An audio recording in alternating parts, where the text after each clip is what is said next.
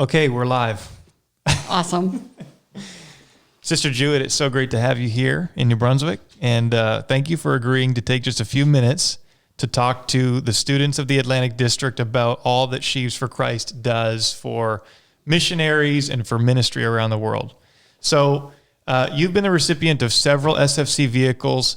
Tell us what life as a missionary was like before an SFC vehicle in Guatemala. Awesome. Thank you for this opportunity. This is so amazing.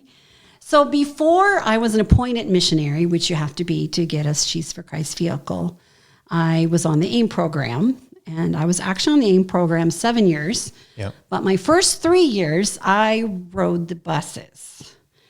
So being a foreigner, traveling on the buses, I always felt like I had a dollar sign on my forehead. Right. So I got robbed on an average about once a week. That's unreal. And over 3 years and more, I stopped counting when it got to 200. So when I rode the buses, you just have to picture what I mean by riding the buses. Yeah. So as you see in the picture, that's a picture I took of a bus going by with people on the top. Now, I never really rode all the way on the top, but I have ridden in this fuzzy picture on the back, hanging onto that ladder. Yeah, right. With one foot inside the back door. But most mornings, going to the Bible school or the elementary school that Sister Dross had at the time, I was in the front door. Now, if I could get one hand in and one foot in, I was on. Now, a good day was when a gentleman would let me put 2 feet in, and he would hang out. That was a really awesome day. I'm curious, have you ever seen anybody like just completely fall off the side and just there they go down the road? Oh, yeah. All the time? No, it's less likely than you think, but I have seen that happen. It has happened. Has it happened to you? No, I've never fallen off, thank the Lord. Thank the Lord, yes. Now, one day I did decide to count how many people were between me and the bus driver on those 2 steps. Mm-hmm. There were 22 of us. 22 just between the bottom step to the bus driver. Yes. On a standard school bus style. Yes. And they're literally the old rejected school buses from the States and Canada that like have the crooked frame. So when they're coming down the highway, you see the front bumper and the back bumper at the same time. Oh, interesting. Mm-hmm. Okay. So probably on the bus, you could guesstimate dozens into the triple digits. I don't know. How many would be on a bus like that? Well, a normal bus would be seating, I think 52 people is a normal amount. There would be well over 100 on any one of these buses. Unbelievable. So this is what it was like before Sheaves for Christ. You don't have a trunk. You're standing on the side of the bus. And so anytime you get groceries, it's all just right over your shoulder. Absolutely. Halfway hanging outside the bus. So you got Sheaves for Christ vehicles at some point during your tenure as a missionary. Yeah. And so obviously I would assume that would have changed the way that you operated drastically. Oh my goodness, what a difference. I've always said that the slogan for Sheaves for Christ should be a circle with around the top says Sheaves for Christ, and around the bottom, missionaries get robbed a whole lot less. Oh, yeah. Because seriously, I got robbed at least once a week. And now with the Sheaves for Christ vehicle, it's like once or twice a year. Wow. Or maybe, I'd say probably once a year. That's more like it. Maybe once every year or 2 years even. That's still too much, but much better than once a week, that's for sure. And just being portable and having a vehicle where you're not just on foot all the time, obviously that's what causes game changer. The change there. Absolutely. So you've had... I think you've told me you've had several Sheaves for Christ vehicles. Walk us through the different vehicles that Sheaves for Christ has purchased for you over the years. Well, my first one was a Toyota Corolla station wagon. Okay. After that, I upgraded to an SUV because I learned my lesson. Yes, I feel like we're going to get to a story here in just a few minutes, but carry on. Yeah, I learned my lesson. I really needed an SUV. And I think I had a couple of Toyotas. And then one was stolen at gunpoint. And so since then, I now have a Mazda CX-5. Right on. Okay. And you've also, you've been involved with Home International, the orphanage there in Guatemala. That's been, your brainchild and your initiative very much in Guatemala. Yes. Sheaves for Christ. This is never been done before, as far as I know, but you are the recipient, and home is the recipient of a Sheaves for Christ van or kind of a 15-passenger bus style thing, correct? Absolutely. We were the first ones. I don't know if that's really going to be the last, but the Sure. first ones to receive a vehicle for our orphanage. And what a blessing that has been. Wow. Because we take the kids to church, we take the kids to school, their court hearings, doctor, dentist, whatever, even to the park. Right. When we have little outings for them. So this has been invaluable. We have 2 homes open right now. We have room for more, but each home is designed for 10 children.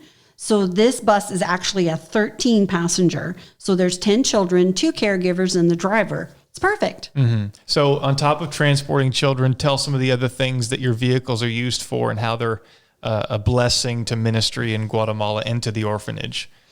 Well, we've actually used this vehicle to purchase food. Like every month, we buy food for the entire orphanage, for all of our staff and our children. You can fit quite a bit in a 13-passenger van. Yes, and as you can see in this picture, that we have water and drinks. We were having a team coming actually to build another building on the property, and they were coming for a week to put a roof on, I think. Yeah. And so you see all the water and drinks that we have there for the workers that were going to be there. So we just lay all the seats down and we can carry a lot of things. Yeah, absolutely. So, I mean, without Sheaves for Christ partnering together with missionaries like yourself, providing vehicles, I imagine so much of what you're able to do would just simply not be possible.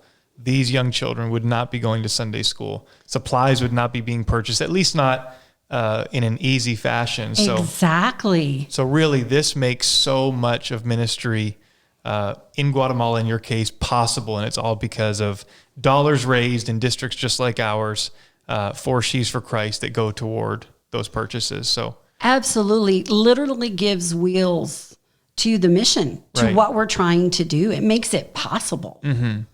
Yeah. So you do have a story, and we're going to conclude with this story. I think this is a great place to end, maybe on a little bit of it's funny, but also incredibly powerful. You've told me the story before. It was your first vehicle, your hatchback or station wagon, your Toyota Corolla. What year was that vehicle? What color was the vehicle? We'll start with gray. It was gray. That's good enough. So we have a gray. I'm a girl. I don't know anything about cars. Yeah, I'm kind of the same way. I'm a guy, but yeah, gray vehicle is good enough for me. It would have been 1998.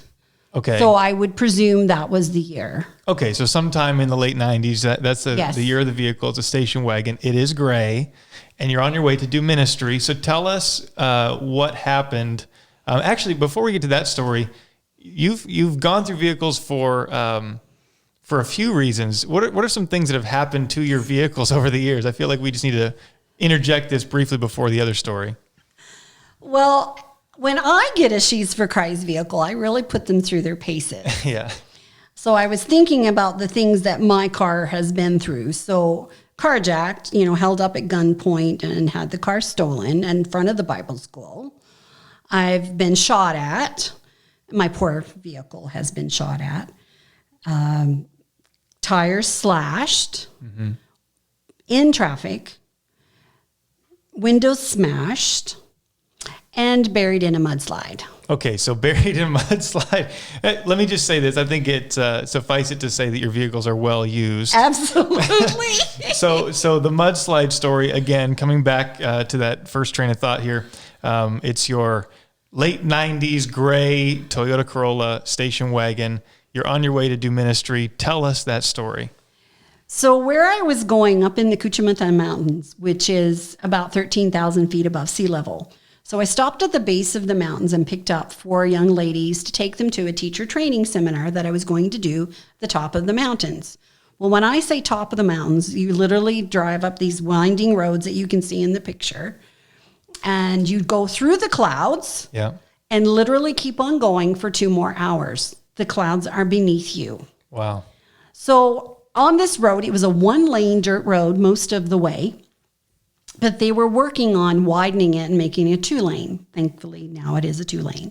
So they were blasting the side of the mountain, and then heavy equipment, bucket loaders would push all of that rock and dirt and mud because it's in the middle of the rainy season. Okay. Right, So yeah. it's raining and it has been raining for weeks. And so they push that aside and you continue on your journey. So they would work an hour, close the road, and then they would push enough aside to make a little pathway and you would kind of go over the mud and rocks and keep on going. But you have to remember, it's only a 1-lane dirt road. Yeah. So it's very narrow, no guardrails, and it's like a kilometer straight down on the other side. So I went up to the seminar, it rained the whole time. I taught 4 or 5 hours, and the 4 young ladies got in the car with me, and we head back down the mountains to get to the base before dark. Yeah. Because I don't like going through the clouds in the dark. Sure. You see nothing. So I'm twisting and turning, going around the twists and turns in these mountains, and I come to the area where they had been working with this heavy equipment. Well, they had left a lot of mud and big, deep ruts in the mud. Well, my little Toyota Corolla came along, and I tried to get through those ruts, and my car just went, it's like it got sucked in. Yeah. And it went down in those ruts. We were stuck. So I'm the missionary. I couldn't be afraid. So I'm sitting there thinking, okay, well, I guess somebody will have to get out and push. Maybe we'll all get out and push. Oh, but I have to drive. Oh, dear. So I went to open the door to go see how bad this was.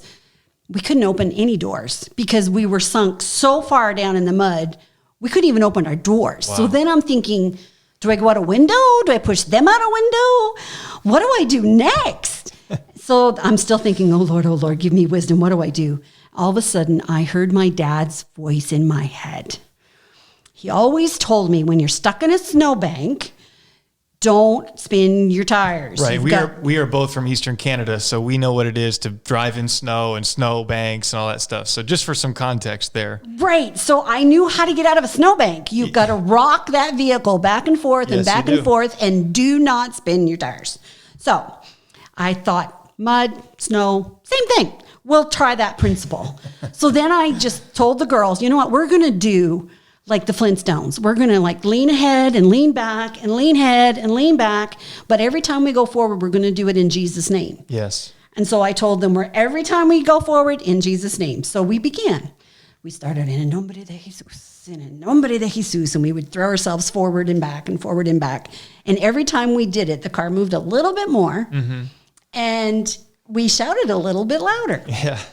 Finally, we were shouting at the top of our lungs, and in nombre de Jesus, and the car came straight up out of the mud, landed on the back tires, and bounced a couple of times. Then the front tires came down. But you have to understand, the entire car was covered in mud and rocks. I heard the pebbles when they began to hit the roof, and then the rocks bigger than my fist. Wow. I had dents in the roof from the rocks that it hit. We were literally in a mudslide, and we could have been swept down that mountain. Wow. Well, I couldn't see, so I had no idea where the drop-off was. So I carefully opened the door to make sure I wasn't going to step out into Never Never Land. Yes, down the mountain. So I got out and checked things out and realized that we had, a 1.5 feet of mud all over the car. And so I took my sleeve of my hoodie and I used my 2 arms to make like a scraper, like the old ice scraper that we would Yeah, oh, use. yes, yeah. And try to get all the mud and rocks off of the windshield so I could see enough to drive and be able to use the windshield wipers. So when I went to get back in the car, I started chuckling because I had this mental image that every time we said in Jesus' name, that there was an angel that came. So every time there was another one and another one until there was a whole bunch of them back there pushing. And when the car flew straight up in the air, all the mud of the car came down on them. And so there were all of these angels standing there dripping in mud and rocks. I just had this mental image. So I told the girls in the car that story, and we laughed and we shouted and we worshiped all the way down the mountain. Yeah, I mean, a Corolla is a great car, but I don't know that it's built for being caked in 1.5 feet of mud. But I don't know, maybe they are. Obviously, it made it through. But Absolutely. Sister Jewett, it's been a treat to be able to just talk about SFC a little bit, how it's blessed and benefited the work there in Guatemala. We thank you so much for your time. And to all the students of the Atlantic District, why don't you just leave us with one little final word and just bless us today as we head into our Saturday evening service of Youth Convention. I just want to say a great big thank you for all of you that have worked hard and sacrificed. You have all given your widow's mite and made a difference, not only here in the Atlantic District, but around the world. You have literally helped take the gospel around the world.